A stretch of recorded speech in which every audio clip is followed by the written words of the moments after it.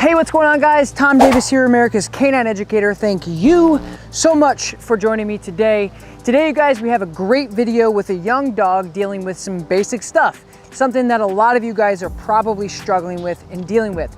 And I'm really excited to bring you guys this video because it's a start of a new series. I just wanted to point out a couple different things because I've been getting some messages and some comments from people who live all over the world because we've built the coolest dog training channel right here on YouTube, and I couldn't be more grateful to be a part of it and have you guys join me for the ride. So a lot of you guys are saying, hey Tom, I live in a country that doesn't allow tools, and hey, do you always have to use tools to train? I want to be clear, and I want to make sure that you guys understand that the demographic and the dogs that I deal with come from all over the country to work with me on very specific things. These dogs are very aggressive. These dogs have killed other dogs. These dogs have been in bites and fights. And so I want to be clear that a lot of the tools that I use are strictly because it's a lot of the same dogs that I'm dealing with. So I hear you guys loud and clear. So we're going to create a new series with very limited tool usage. So in this session, it's an 8-month-old golden retriever. She's the sweetest thing of all time. And it's really lovely for me to be able to work with a dog that doesn't maybe want to hurt me or isn't terrified of me.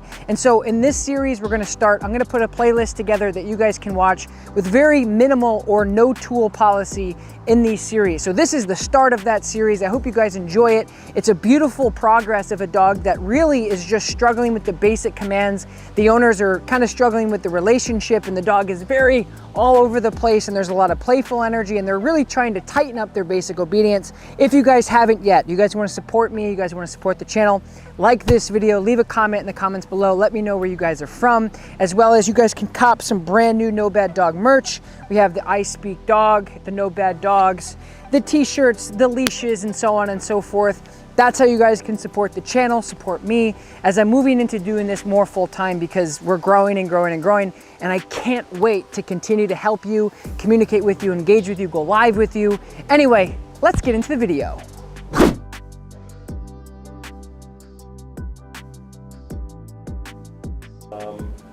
Not very sharp with her commands. Like, okay. She will definitely decide whether or not she wants to listen. Just not like as well behaved as we would want her, obviously. If I said heel right now, she doesn't know what I'm talking about. Okay. So you want to take a 8-month-old dog and then tune up all your obedience and relationship? Right. Yeah. Perfect. We can do that.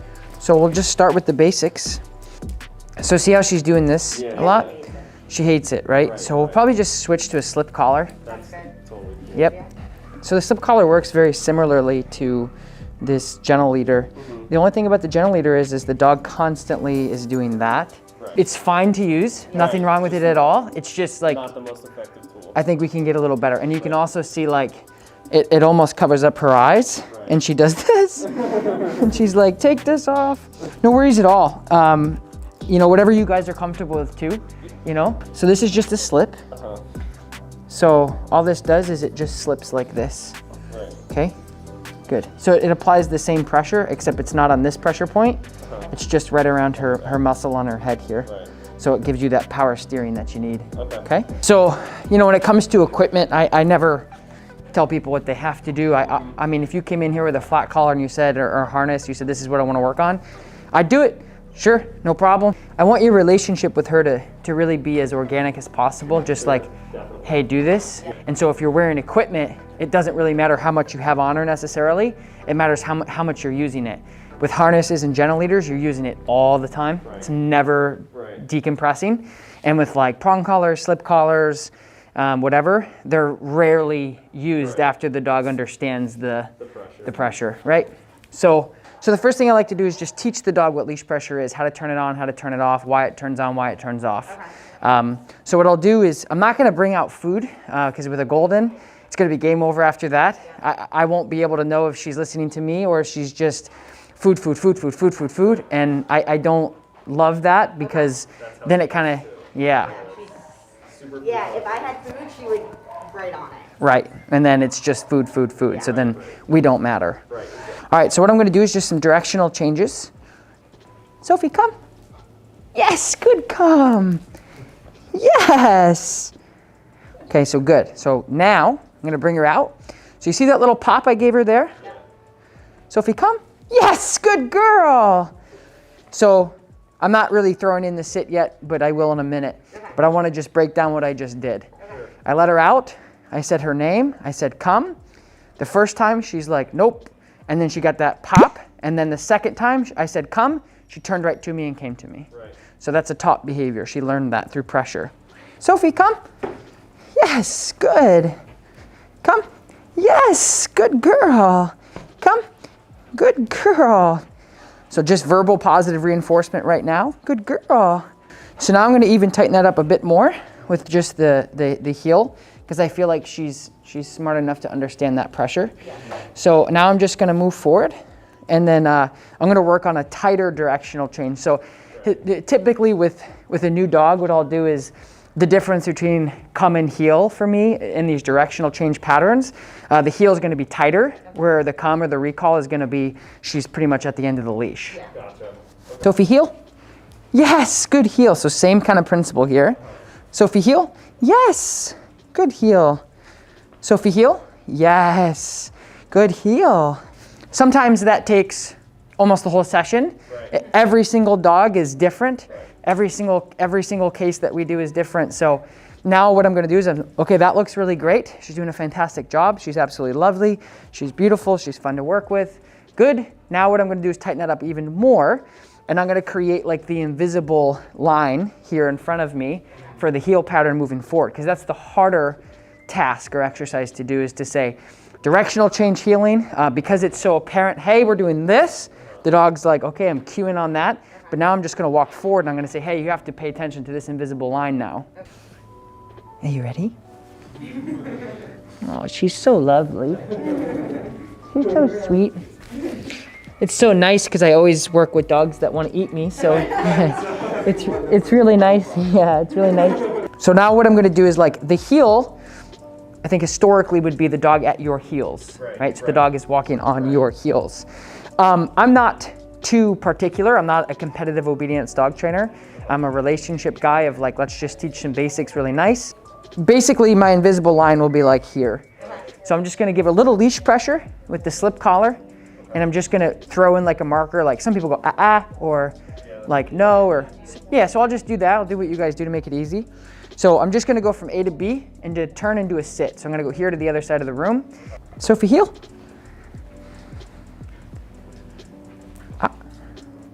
So you see that little pressure there? Yeah. Good girl. And then she looked up to me and she said, what did I do? Very common. She just doesn't know yet, right? Yeah. But as soon as I start marking this and I start layering in the verbal cues, she'll get a little better at it.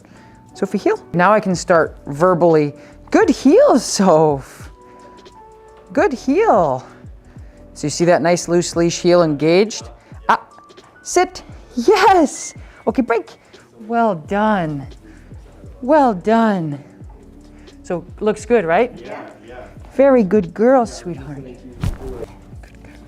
Oh. She's so sweet.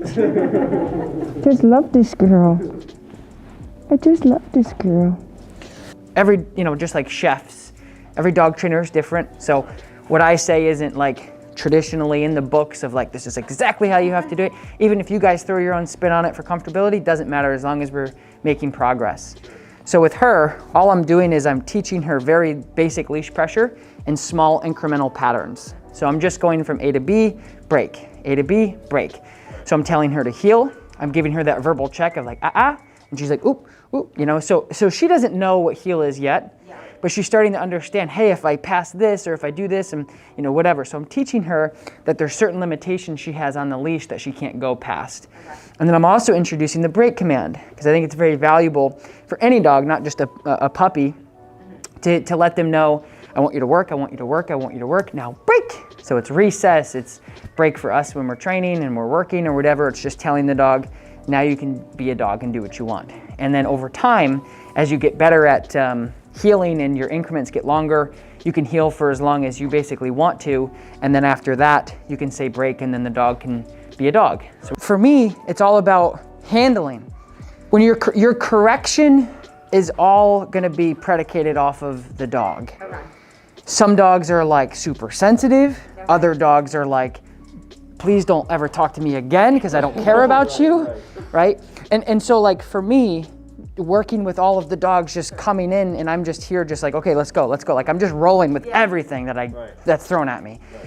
So every single dog their pressure is very, very discretionary, exactly. So with her, it's not well, here's the pressure we're gonna give. Every dog that comes through, it's, hey, this is what I think we should start doing. Are you cool with that? And you're like, yep, we're comfortable. Okay, great. So with this, it's just a slip collar. So with her, it's just a flick of a wrist. So it's literally just a little flick. Let me show you, this is what I try to show people. So I'll take this chair out. So when you're handling, my corrections are literally like a flick of a wrist here. That's what I'm doing. I'm literally taking my wrist and I'm flicking.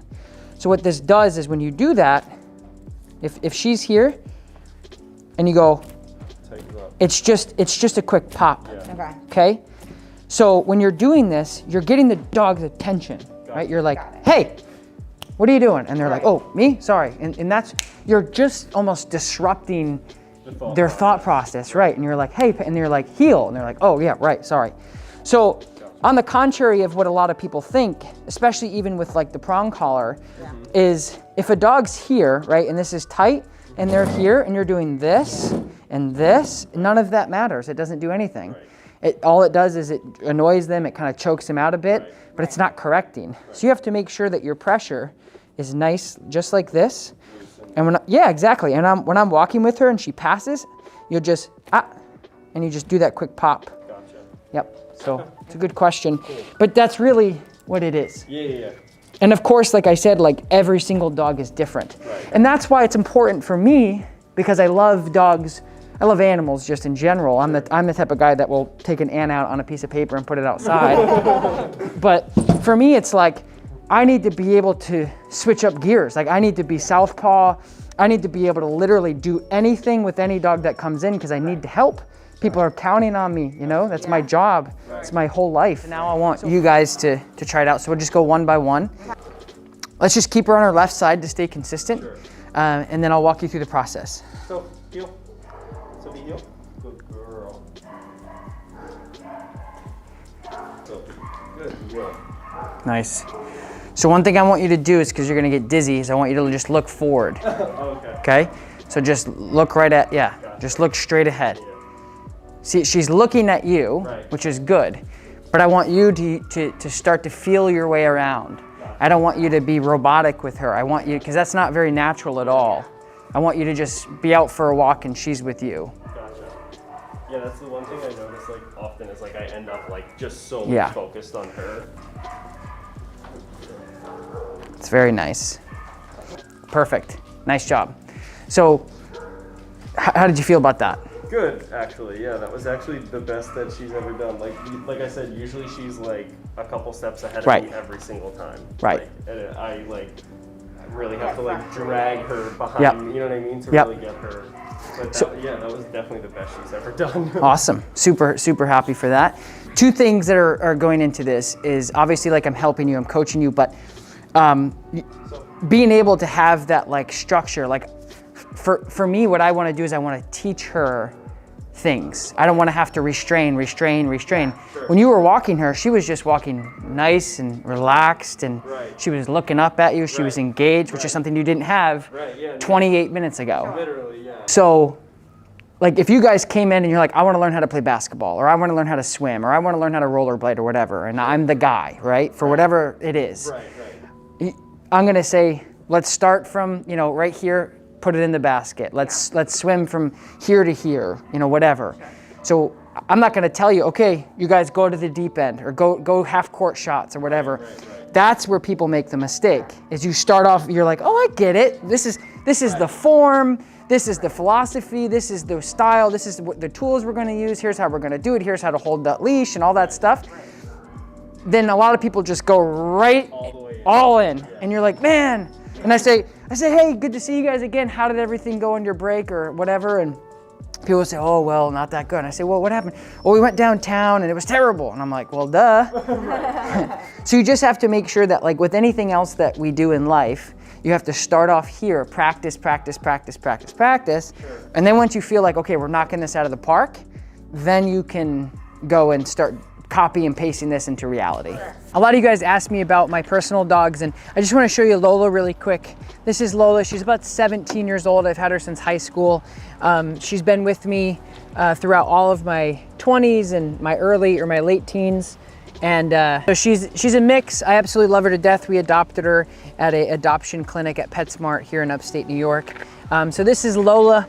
I hope you guys enjoy this video. I hope that you appreciate the new limited or minimal tool usage videos, because again, all of the dogs, the majority of dogs I deal with really need some sort of support, because the owners are on their last stretch. They're on their wits end of handling this dog, and they certainly need tools because they're not professional dog trainers. On the contrary, in this case, puppy, lovely session, absolutely beauty of a dog. Loved working with her. The owners are great as well. If you guys haven't yet, do me a favor, like this video, smash the subscribe button. I appreciate you guys so much. Leave a comment in the comments below, cop some No Bad Dog merch. At the very least, comment below, let me know where you guys are from, support the channel, share this with friends and family. I will talk to you next time. Peace.